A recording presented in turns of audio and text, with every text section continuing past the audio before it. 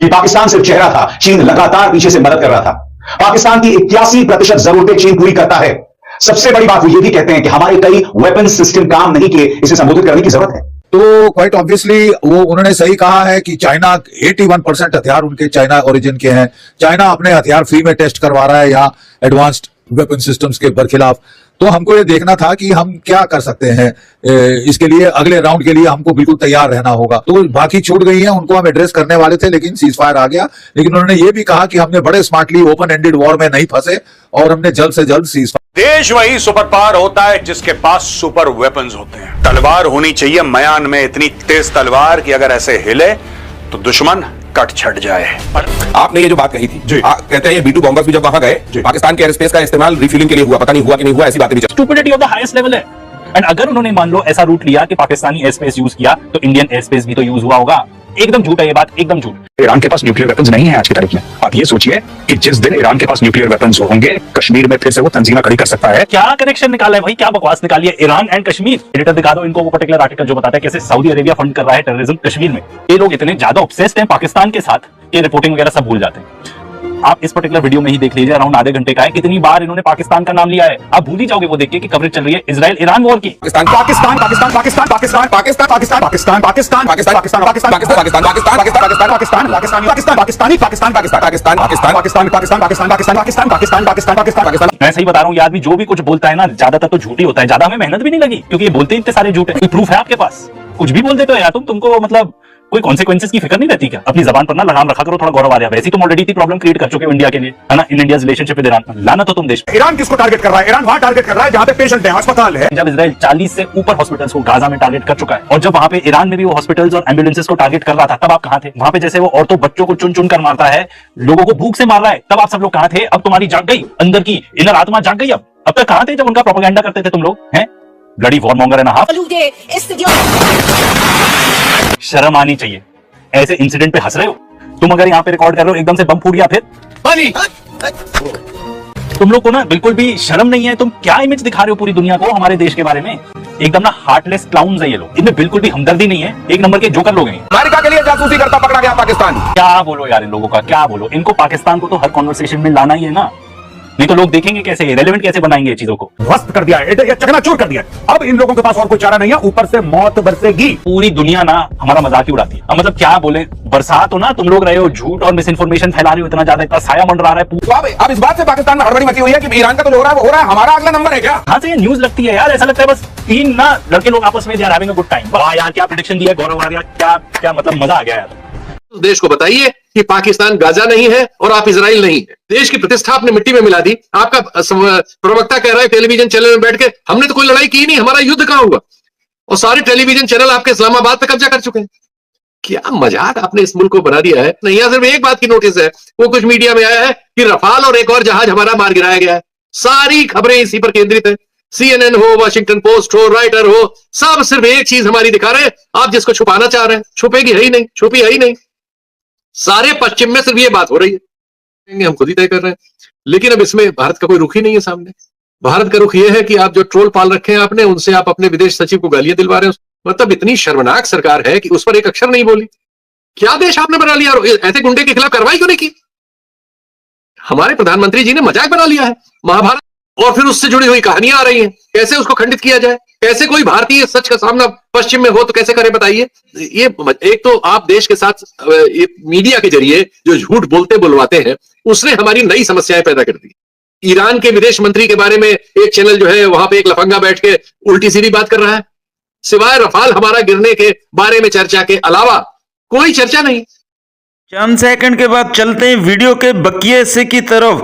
गोबर आर्या अगर बकवास ना करता तो इतनी मार ना पड़ती। भारतीय तजिया नगार ने गोबर आर्या की इज्जत को खाक में मिलाकर रख दिया। आइए आपको दिखाते हैं किस तरह गोबर आर्या की इज्जत को खाक में मिलाया जा रहा है। अगर हमने आपकी एक एक फेल्ड प्रेडिक्शन के बारे में हम कोई वीडियो बनाने लग जाए ना, एक एक के बारे में पूरी डॉक्यू सीरीज बन जाएगी। ऐसा लगता है तीन लोग दारू पार्टी कर रहे हैं। आप एक न्यूक्लियर एनरिचमेंट साइट के बारे में बात कर रहे हैं। क्या बोलो यार इन लोगों का, क्या बोलो। इनको पाकिस्तान को तो हर कॉन्वर्सेशन में लाना ही है। ईरान के पास न्यूक्लियर वेपन्स नहीं है आज की तारीख में। आप ये सोचिए कि जिस दिन ईरान के पास न्यूक्लियर वेपन्स होंगे, कश्मीर में फिर से वो तंजीमें खड़ी कर सकता है। क्या कनेक्शन निकाला है भाई, क्या बकवास निकाली है ईरान एंड कश्मीर। अगर तुम सऊदी अरेबिया भी बोलते ना तो भी मैं कहीं मान लेता। एडिटर दिखा दो इनको वो पर्टिकुलर आर्टिकल जो बताता है कैसे सऊदी अरेबिया फंड कर रहा है टेररिज्म कश्मीर में, कैसे वहां पे जो व्यापारी है ओवर इनवॉइस कर रहे हैं और पैसा आ रहा है वहां से। कौन सा सोर्स है आप मुझे बताओ। आप इतनी बड़ी बात भूल गए, इतनी बड़ी बात कि एक पर्टिकुलर कंट्री कश्मीर में टेररिज्म स्पॉन्सर करता है। कोई प्रूफ है आपके पास? कुछ भी बोल देते हो यार तुमको मतलब कोई कॉन्सिक्वेंसेस की फिक्र नहीं रहती क्या? अपनी जबान पर ना लगाम रखा करो थोड़ा गौरव आ रहा है। वैसे ही तुम ऑलरेडी इतनी प्रॉब्लम क्रिएट कर चुके हो इंडिया के लिए, है ना, in India relationship with Iran. लानत हो तुम देश पर।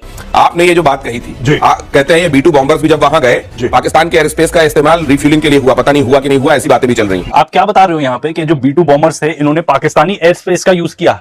आपको पता है जो B2 बॉम्बर है इसका कॉस्ट है 2.1 बिलियन, ठीक है, और इस अटैक में उन्होंने स्पेंड किए हैं रफली $100 मिलियन। उनको पाकिस्तानी एयर स्पेस की या उनके बेसिस की, जैसा आप अलेज कर रहे हो, कहां जरूरत है? ये stupidity of the highest level है। एंड अगर उन्होंने मान लो ऐसा रूट लिया कि पाकिस्तानी एयर स्पेस यूज किया तो इंडियन एयर स्पेस भी तो यूज हुआ होगा। एकदम झूठ है ये बात, एकदम झूठ। ये पर्टिकुलर आप आर्टिकल ही देख लीजिए, ये उनका पूरा रूट बताता है जो उन्होंने लिया। एंड उन्होंने वही पर्टिकुलर रूट लिया जो इजरायली एयरक्राफ्ट यूज करते हैं।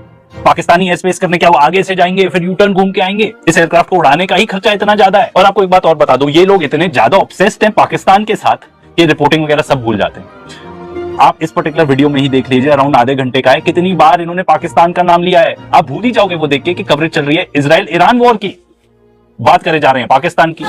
बस बुलाएगा क्या? काम करने दे। इजराइल खुद भी अपना बनाता है, डेविड स्लिंग है, आयरन डोम है, these are all domestically produced by Israel. David Sling जो है ना इसको बनाता है रेथियन, और जो बेस्ड है out of United states of America. Arrow 2 arrow 3 है, ये बनाता है बोइंग, ये भी based out of United states of America. जो आयरन डोम बना है वो भी यूएस की बैकिंग से ही बना है। यूएसए बाप है इजराइल का, समझे कि नहीं? मैं सही बता रहा हूँ, ये आदमी जो भी कुछ बोलता है ना ज्यादातर तो झूठ ही होता है। ज्यादा हमें मेहनत भी नहीं लगी क्योंकि ये बोलते ही इतने सारे झूठ है। इस तरीके से घूम रहे हैं अमेरिकन जहाज। अभी मैं किसी से बात कर रहा था जैसे कि कोई एयर ट्रेवल हो रहा है, सारे के सारे ईरान के ऊपर F-35 छाए हुए हैं। और जहां तक ये लग रहा है कि ये कैंपेन आज नहीं रुकने वाला है दिनेश, ये कैंपेन कम से कम 2-3 हफ्ते चलेगा।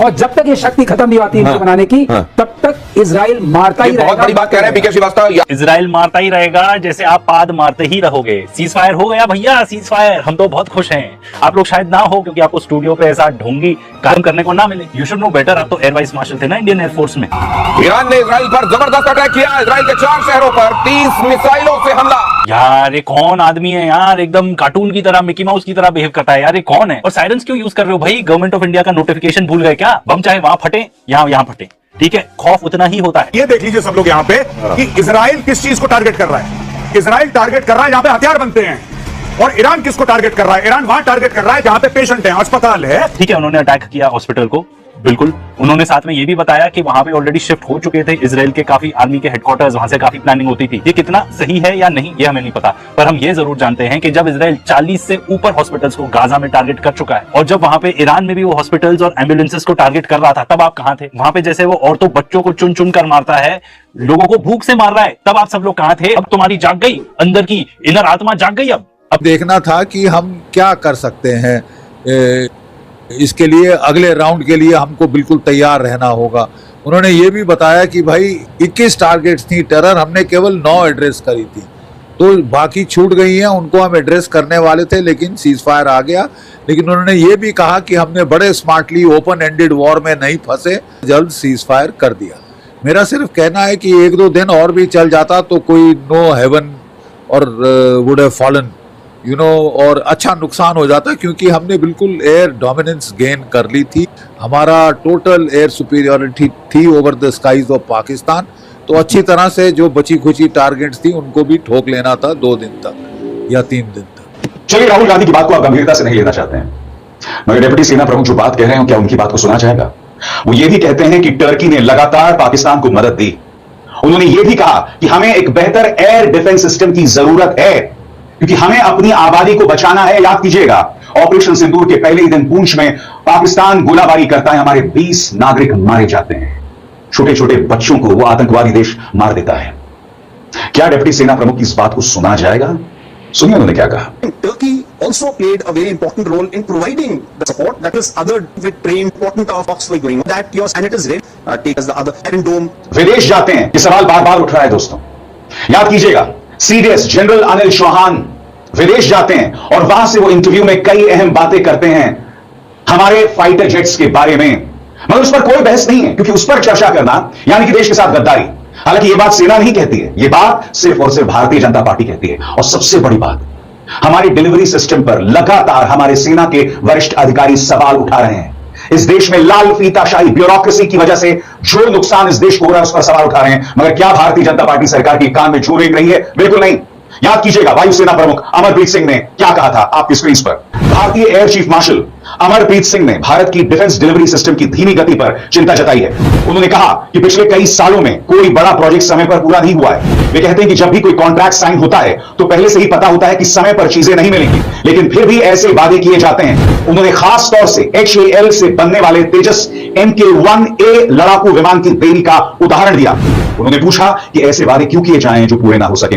उनका कहना है कि इससे हमारी सेना की ताकत और तैयारी पर असर पड़ता है। वे चाहते हैं कि डिफेंस इंडस्ट्री और सरकार ज्यादा जिम्मेदारी ले, सही योजनाएं बनाएं और जल्द से जल्द मेक इन इंडिया प्रोजेक्ट्स को पूरा करें ताकि हमारी जरूरतें पूरी हो सकें। साथ ही वे कहते हैं कि हमें भविष्य के लिए अपने हथियार खुद बनाने की क्षमता बढ़ानी पड़ेगी। और दिलचस्प बात है कि लेफ्टिनेंट जनरल राहुल सिंह ने भी लगभग यही इशारा किया। वो भी हमारे वेपन्स डिलीवरी सिस्टम में हो रही देरी को लेकर चिंता जतला रहे हैं। मगर क्या इस मुद्दे पर बहस हो रही है? मैं फिर आपसे पूछना चाहता हूं, जिस सेना के शौर्य पर भारतीय जनता पार्टी वोट बटोरती है, जब वो सेना ये सवाल उठा रही है, चाहे हमारे वायुसेना प्रमुख हों या फिर डिप्टी सेना प्रमुख, क्या इनके सवालों का जवाब नहीं दिया जाना चाहिए?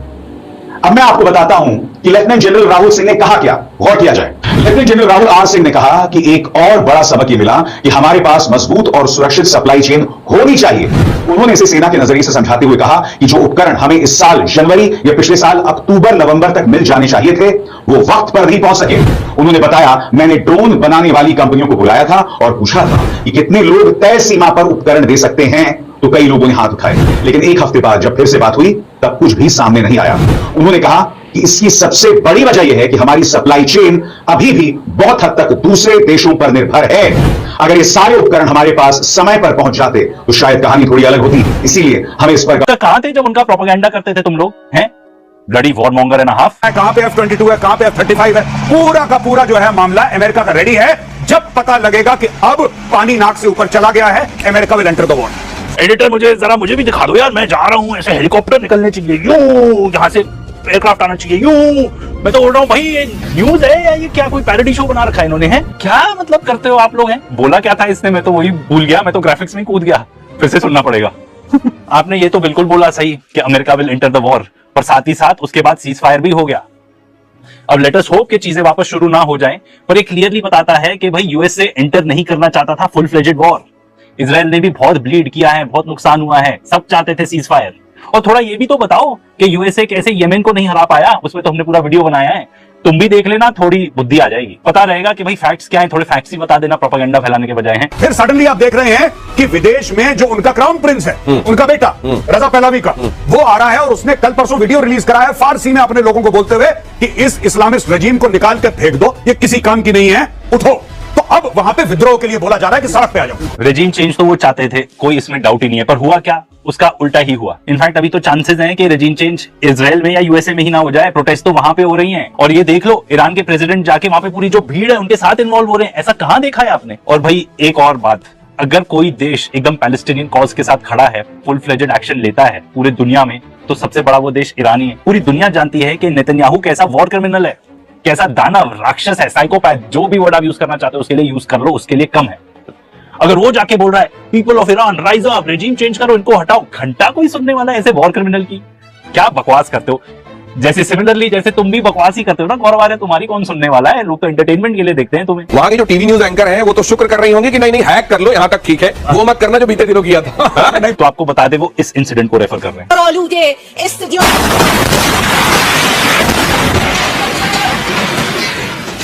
शर्म आनी चाहिए, ऐसे इंसिडेंट पे हंस रहे हो तुम। अगर यहाँ पे रिकॉर्ड कर रहे हो, एकदम से बम फूट गया, फिर पानी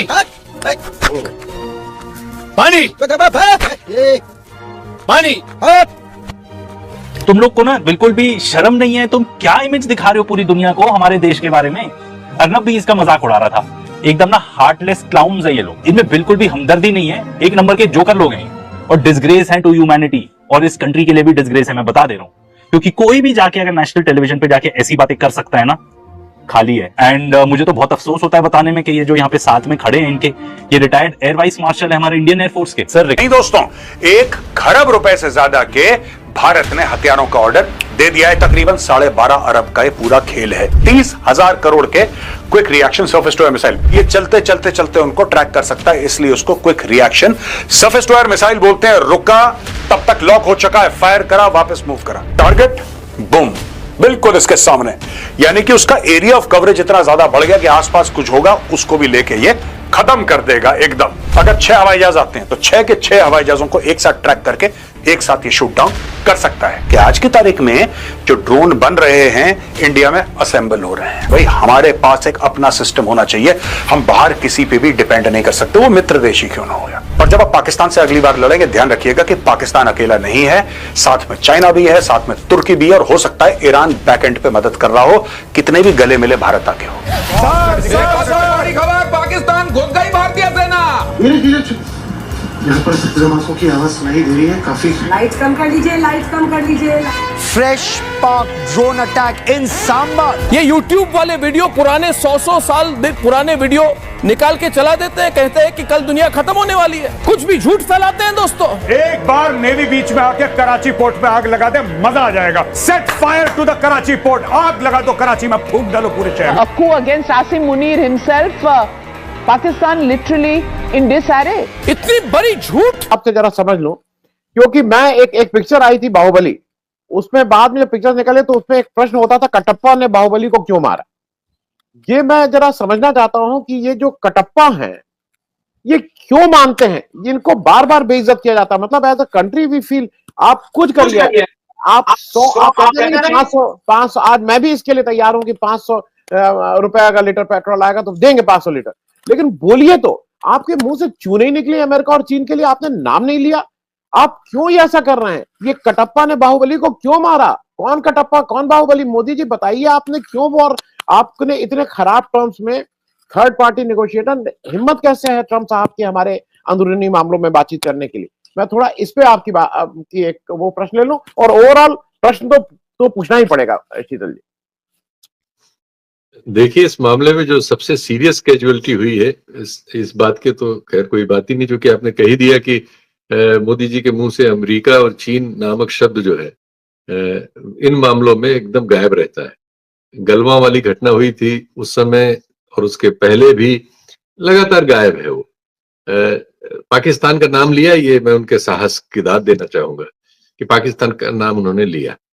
लेकिन अब समस्या ये है कि ट्रंप साहब ने एक ऐसी बात कह दी है जो हमारे अंतरराष्ट्रीय राजनय के लिए सबसे महत्वपूर्ण बात है, जिसको आपने शुरू में इंगित किया। उन्होंने कहा हम कश्मीर में मध्यस्थता करेंगे।